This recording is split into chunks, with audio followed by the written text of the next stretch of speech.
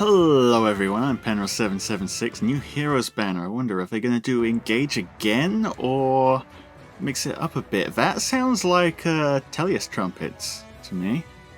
It is! Hello there, No matter Lucia. how difficult it may be, I will always choose the path that serves Queen Elincia best. Lucia, Radiant Dawn. Let's take a look, shall we? Well, I guess we know who's on the banner then. Lucia is a sword infantry unit armed with the Queen's Blade. Grants attack +3 at start of combat if unit's HP is greater than or equal to 25%. Grants attack speed, defense, res +5 during combat.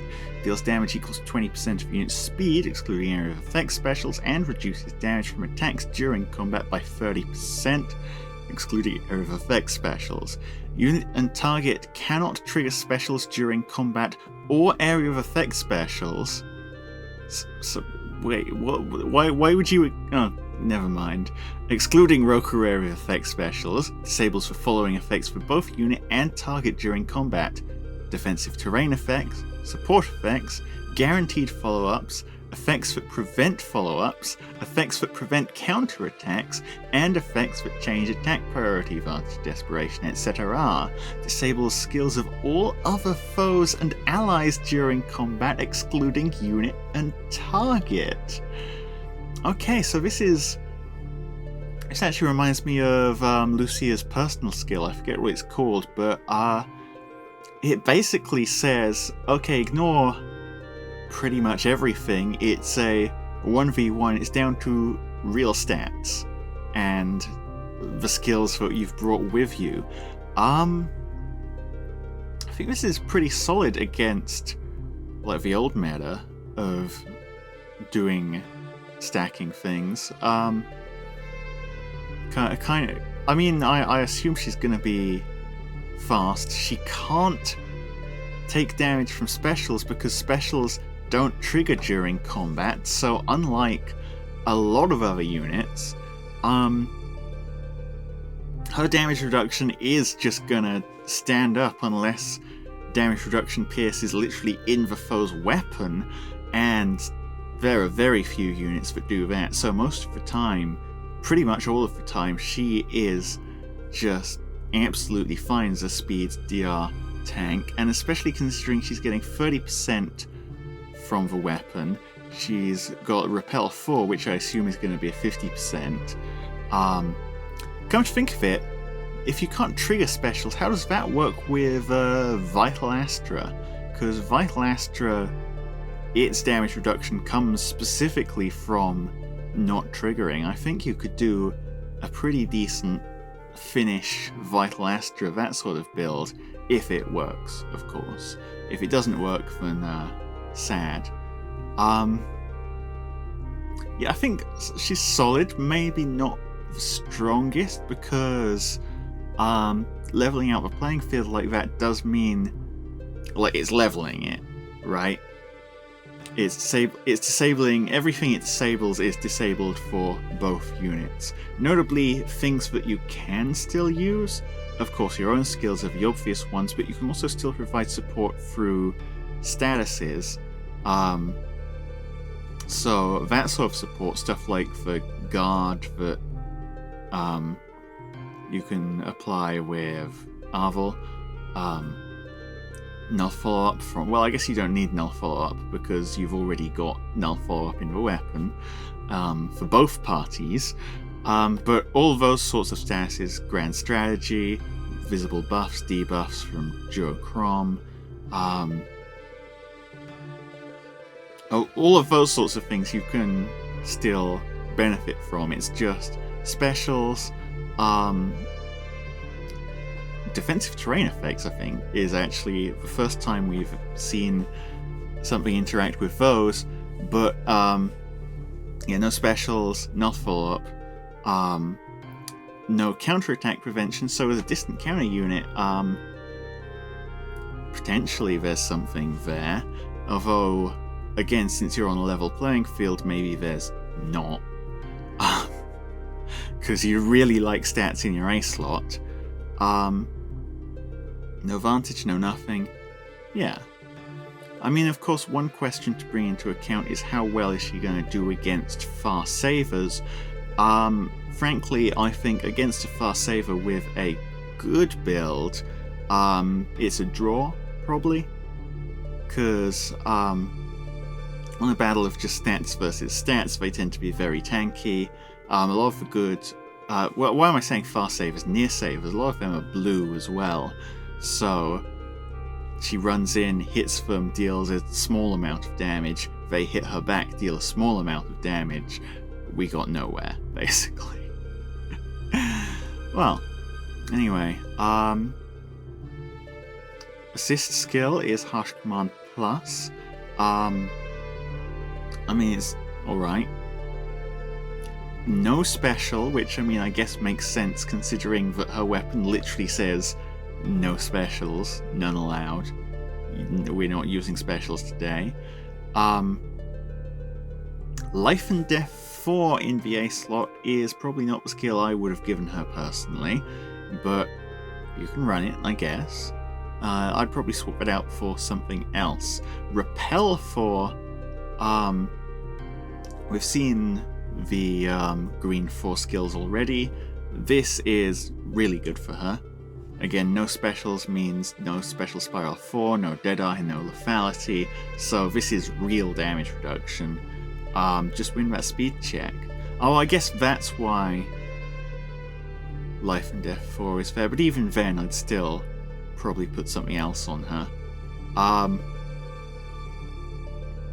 And in the C slot, even Tempest 3. Even Tempest, I think is for more... Is it Odd Tempest or Even Tempest that's available as a seal now? Well, the more valuable one is... I think it's Even Tempest that's the more valuable one because you can go Odd and Even Tempest to like dual seal it up. I'd probably say best C slot for her though is still Speed Smoke 4. Just because again she can still benefit from statuses. Just stack that damage reduction. There's nothing they can do about it. Well, that's my take anyway. Pretty decent tanky unit, but unlike a lot of units that do the same sort of thing, like Alia, for instance, actually requires some building. I don't think she's particularly strong with just her base kit. Well, very interesting. Let's keep going, shall we?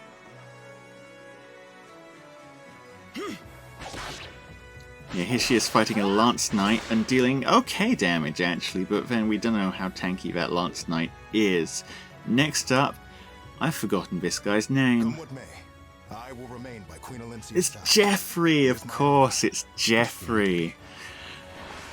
That's who he is, Geoffrey. Geoffrey is a Lance Cavalier, armed with the Queen's Lance. If bonus is active on a unit, enables Canto Rem +1. Conditional Canto, interesting.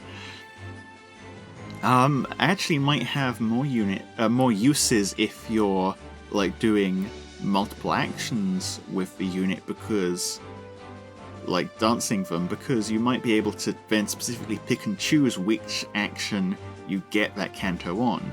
So a lot of the time Cantoing is kind of an issue because it just goes off on your first action when you're doing like a dance chain, when really you kind of want it at the other end of the chain, right? So potentially conditional Canto could be manipulated like that, I think.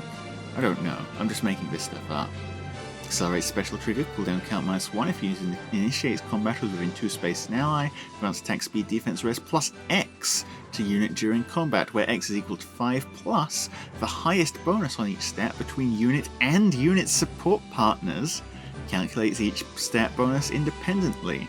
Reduces damage from foe's first attack during combat by 40%, and also if bonus is active on a unit, foe can't make a follow-up attack. Okay, so Canto and a kind of impact effect conditional on having a bonus.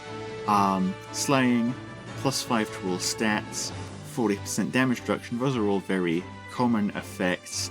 The last thing here is interesting though. It's bonus doubler, but it's bonus doubler that looks not just at your own stats, it looks at your support partner's bonuses as well. That's neat. Especially because there are a lot of things out there that neutralize the bonuses of the unit they're fighting against. They don't neutralize your support partner's bonuses, so potentially, if you're out there doubling bonuses, you can full-on get the full effect even against foes who are neutralizing them. Pair this with Caden as well for just ridiculous bonus stacking. That being said, this is a very normal cav unit. Aside from the bonus effect, it's a very normal cav unit. You've got slaying, you've got big stats, you've got canto, you've got 40% damage reduction, and an impact, just for good measure. Why the hell not, right? Special is Luna. Doesn't really tell us much about his stats. It is what it is. In the B slot, Flow Force 3 is back. This one is, because it's a flow skill, obviously the half NFU, and neutralizes penalties to attack and speed during combat. Penalty neutralization, of course, good, because if you're buffing up those stats, you're vulnerable to panic, all that nonsense, right? And in the C slot, Attack Defense Menace. Interesting there's not Attack Speed Menace, given Flow Force, but sure, Attack Defense Menace, why not? But then again, it's a weapon that cares about visible buffs, so having a menace skill to apply visible buffs to yourself is solid. This is, to be frank, just a very normal cav unit, one of the most normal cav units around, which I guess makes sense because Geoffrey is, aside from his position, a very normal person.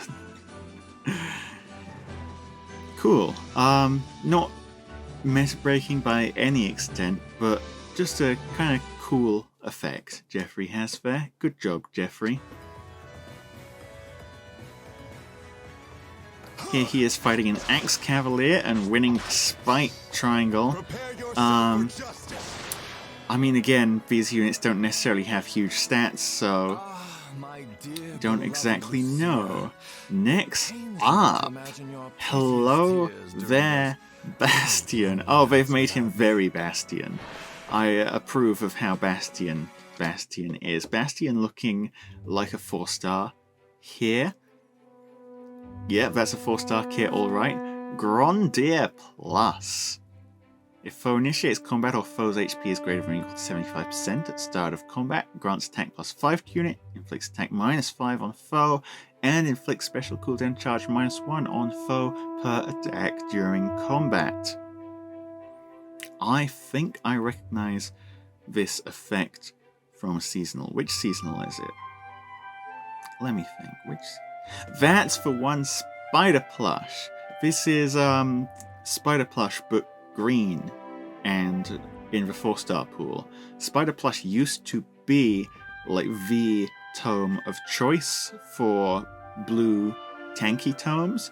It being green is great. Put it on all those green tanky tomes that exist or don't.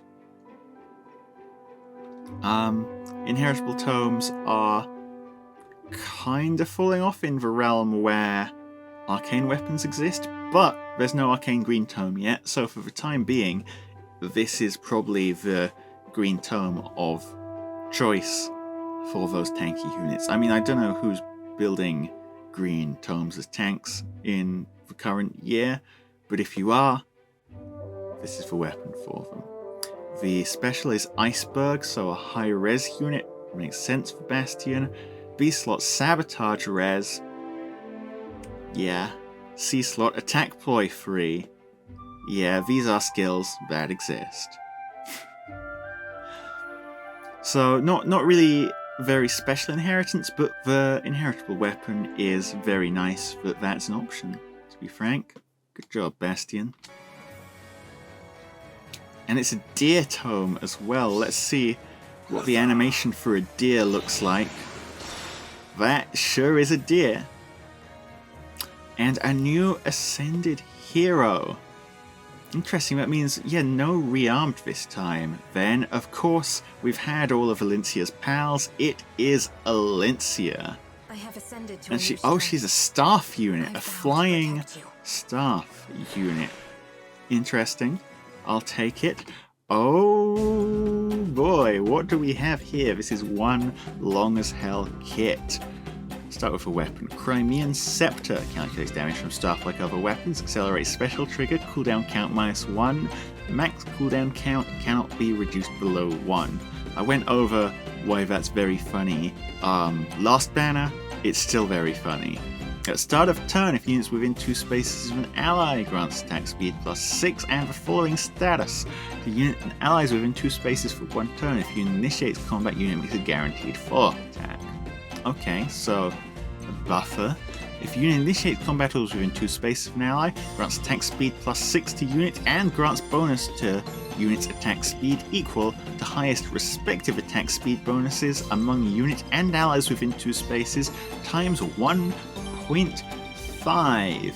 Calculates each stat bonus independently. Okay, so doing a kind of Geoffrey-ish thing here, borrowing buffs from allies for that buff doubling effect. This time it's based on nearby allies rather than support partner, but when I say doubling, it's more than doubling actually. It is a times 1.5ing, or well, a times 2.5ing because you've already got the buff, right?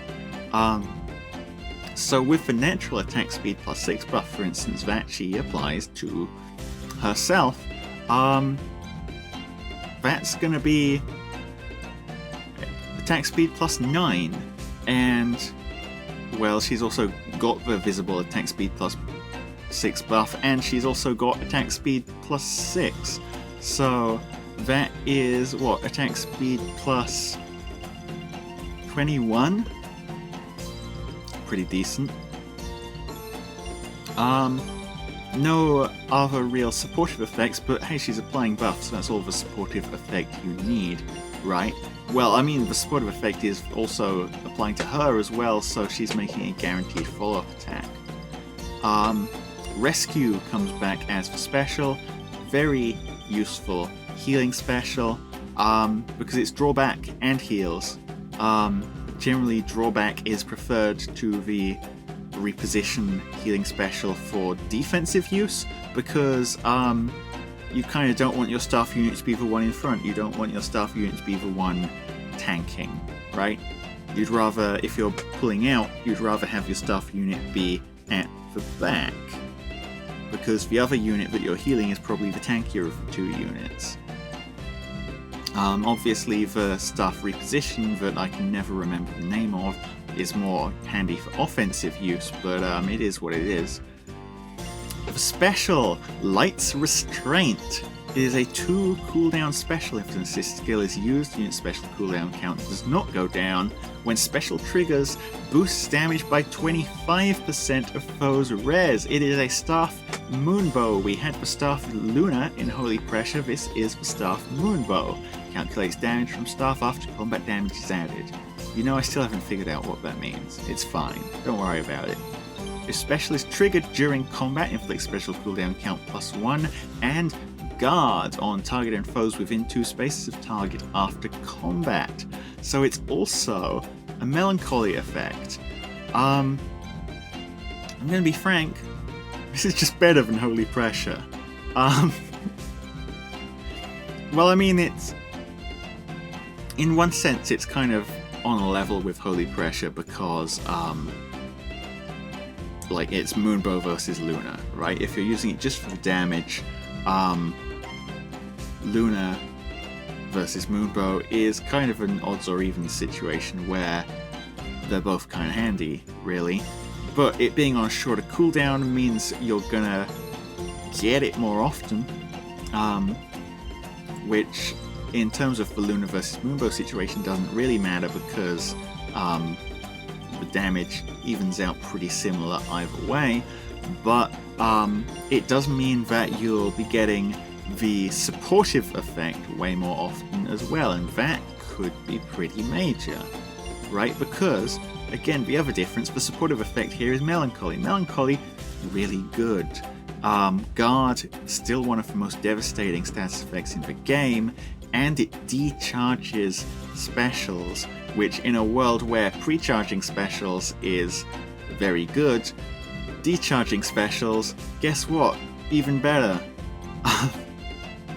You can, like, hardy armors, you can just unhardy those armors and guard them at the same time. And hey, no worries anymore.